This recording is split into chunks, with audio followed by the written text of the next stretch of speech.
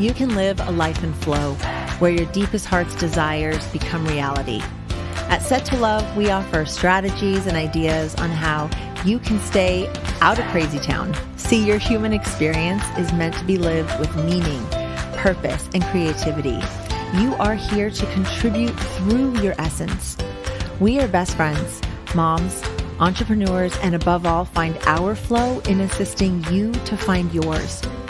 We come together weekday mornings to bring you ideas to fall deeper in love with your life and the journey that you are on. Take what works and ditch the rest, and always stay set to love. Thank you for being a part of this community. We're all designed to live in flow. So let's go.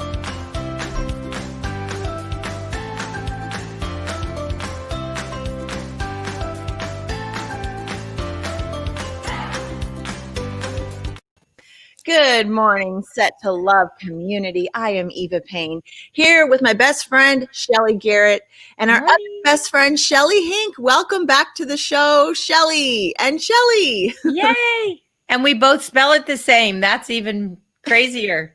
It's the right way, right? Yes, absolutely. I love it. How's everyone doing this Monday morning? Wonderful. This one's a good one. Yes? Good. What about you, Shelley? The Shelley. Yeah, doing great. Just so grateful and excited for the week. I got good things happening. So I'm so excited. Yay for you. Well, welcome back to our show. We always love having you here. And today we are chatting about what do you do when your dreamer is broken? So Shelley, let's just dive in. First of all, what do you mean by that? What do you mean by your dreamer? And then let's talk about what do you do when it does feel like it's broken? Yeah. So sometimes our dreamer gets broken because life, life, adulthood, what most people would call reality gets in the way, the daily grind, pay the bills, clean the house, all the things. And we lose our ability to dream. And It gets broke. Does it really break, or does it just feel like it's lost, or like what does that really look like? Like, what does that look like for you in your life before?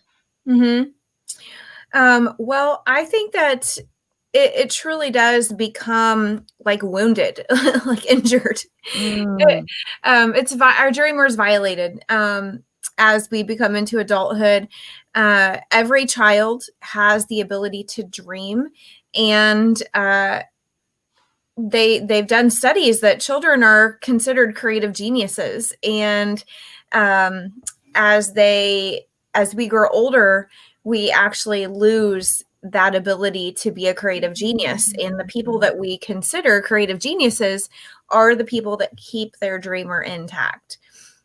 So the people that do these really wild things and create something out of nothing and all of that, those are just adults that somehow they forgot to grow up. Their brain forgot to grow up. Right. Yeah. I just put out a quote, and I'm totally going to mess it up, but I think it was Albert Einstein. See, I don't even remember who said it. I think it was Albert Einstein. And he said, if your idea doesn't sound absurd, then it's not even worth pursuing. He's like, you want to have these big ideas, these big dreams, these big things, because it just helps you to be creative.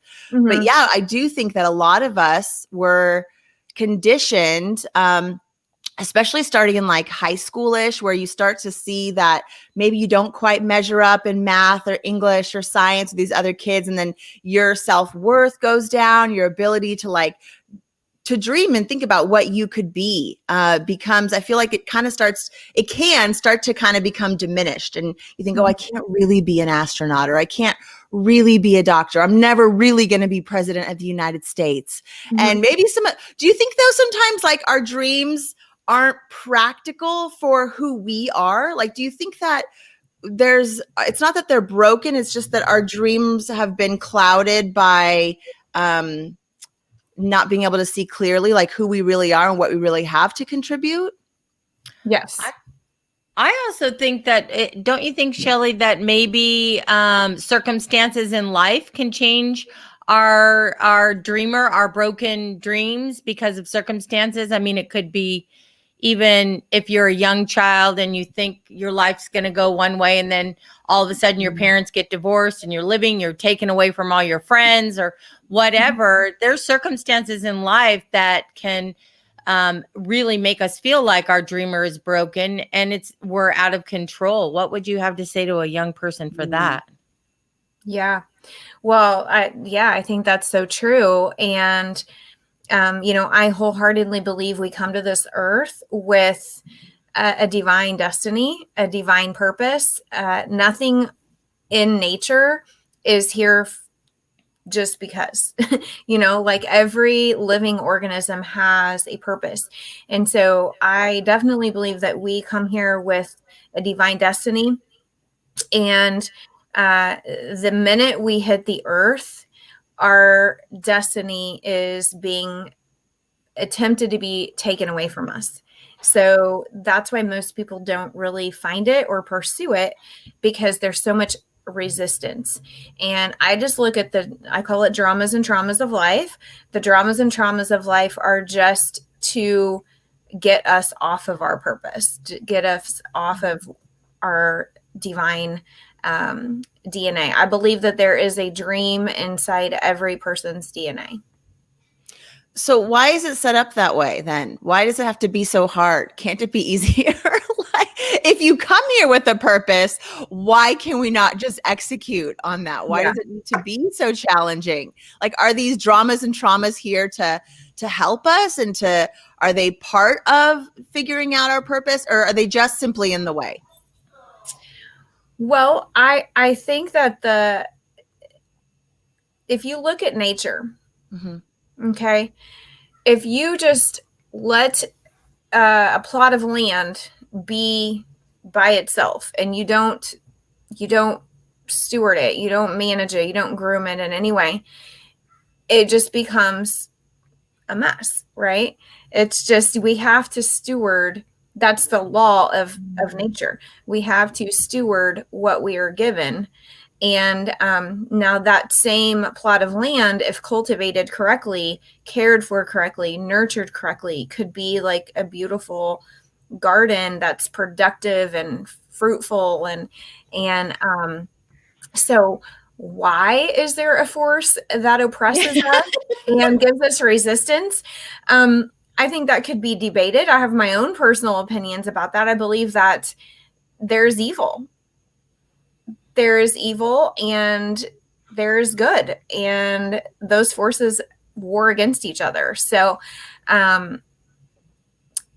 it's not that we don't have power over the evil. We do. We have power to create, to garden, to design, to construct, to dream with our plot of land, so to speak, if you use that analogy. Or we can just let nature take its course. Okay. So the cultivating the land, I like this analogy. Yeah. What's the first step? Let's just say my garden, my plot of land is overgrown. I have not tended to my dreams. I've been so busy with my kids and their dreams, or my house, or my bills, or my whatever. And now I'm like, darn it. Now's the time. Let's get to these dreams.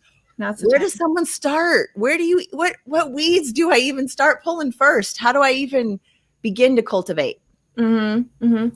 Well, I think before we begin, we have to find in our mind's eye, in our imagination, the vision. If you don't have a vision, you should not start anything. Should not start building a dream if you do not know what that dream looks like. So I think that for this group of people whose dreamer may be broken, they're like, I have a plot of land. I don't like the plot of land, but this is the plot of land I have. And it's not beautiful. I'm not enjoying this. Like, I want more. I know I see other people with beautiful gardens and I want that, but I don't even know what I would want my garden to look like. Right. So if we're using that analogy, I think there's some things that as humans, we have to do in order to get clarity on those dreams. And this probably sounds really weird. Hopefully not, but I have just found this to be a secret to awakening dreams is to do some type of a fast. I love that. Actually, I've read a lot about fasting, and there's so many. If you go back and you look at scriptures, ancient scriptures, you look at lots of different religions, they all talk about how fasting, even if it's just for 24 hours or a short period of time, really can clear your gut, can clear your mind, can clear the fog. So that way you can tap more into your divine self. So I know that might sound weird to some people out there too, but that is backed up by science. That's right. I have listened to the podcasts out there. That's right. I'm actually not easy to do. That takes a major discipline. What's that, Shelley? I've been fasting for a couple of weeks now, where I only eat 5 hours out of the day. And it's really true that you do feel clearer and you give your body that rest. And I thought for sure I'd be starving. So for those people who are thinking, how could I ever do it? You can do it. It is possible. And you start out slow. It doesn't have to happen overnight. Start out with a fast where you're eating 7 hours of the day. And then as you go on, you kind of train yourself. And there's people that do fasting and they live on 4 hours a day of eating. And it's a way of maintaining weight. It's a way of staying clear. And now also getting clarity of what your dream might be. Yeah, there's so much science. My background is in nursing and, done a certified holistic health coach. And while that's kind of where I started, I've really transitioned over to kind of being a dream coach. I mean, that's really what I do. I help people create dreams, but I just believe that the body is the vehicle that gets us to our dreams. If we're sick and not feeling well and our mind is foggy, we can't create dreams. So while I do still help people in health, my ultimate end goal is really to lead them to their dream life and help them fulfill destiny. That's truly my passion and what to unearth those buried treasures inside of people. That's what I love to do. And I have just found through my own life, through working with personal clients, and through research that fasting it's the secret sauce. And you can do definitely a food fast, but the second tip that I would give is to do a mental fast. Okay, what's that? Cut off all outside incoming noise.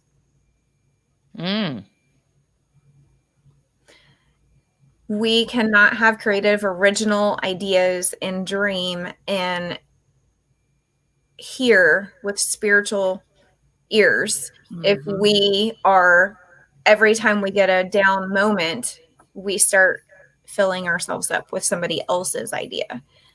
And I just think that my grandma, growing up, she would drive to the park and sit under the tree. That's what we did. Like, that was a thing that we did. We sat under the tree and just sat there, and you might think that's weird. Like, who would do that? But it's effective. Pondering, or, older people, that's kind of what they would call it, is porch sitting, meandering, pondering. We don't do that anymore. Every time we go for a walk, we've got a podcast in, we've got things dinging at us. And, I really think you have to get alone in silence and do a mental fast to really awaken your dreams. That's a beautiful tip. I really can 100% believe it. And you're right, taking out, it's not just about going on the walk or going on the run or sitting out in the park, but really disconnecting from the noise, because I'm always like seeking more knowledge and more answers, always wanting to bring stuff in. And every once in a while, when like the phone dies or the headphones die, and I'm like, oh my gosh, it's just me and my thoughts. Okay, I can do this. But then that's when the ideas, or that's when like you really start to notice the world around you. So that's such a great tip. So food fasting, however you want to do that, there's lots of tips out there. Mental fasting, beautiful, beautiful way to get that dreamer like clicking in and starting to work for you, so that vision can start to become more clear. I love that. Thank you for sharing that. Yeah. And most importantly, having an idea of what you want your dream to be. That's the most important thing. You've got to know what it is that you want to dream about. Yeah. I mean, I have found that when you try to discover your dreams, it makes it harder. When you purposefully try to discover it, it's like watching a pot boil. It's like, okay, when's it gonna happen? But it's in the the silence and the fasting and just being present. But the last thing that is so important, that after you've food fasted, after you've done a mental fast, you need to make space for play. Love that too. Yes. You've got to have that childlike mind, right? Going back to that ability to see any and all possibilities. Yep. And there's a couple of questions you can ask yourself that I'd like to ask myself is, what if? And doodle like a child. I like to think of, we are like building sandcastles. Like, we're here on this earth and we're just like, we're building sandcastles. We're making fun. We're just like, oh, maybe I can build this. Maybe I can build that. Not every sandcastle is going to work out, but just asking yourself, what if, and then doodling like you did when you were a child, and not judging it's not art, it's doodling. So as you doodle, as you journal and things like that, things will come to your mind that you didn't even know was in there. But then there's a second layer that you can ask yourself is, if then what? So what does that mean for you? Right. Yeah. That really helps to get the picture more clear. I could definitely see that. Okay. Yay! Shelley Henk, time flies by so quickly.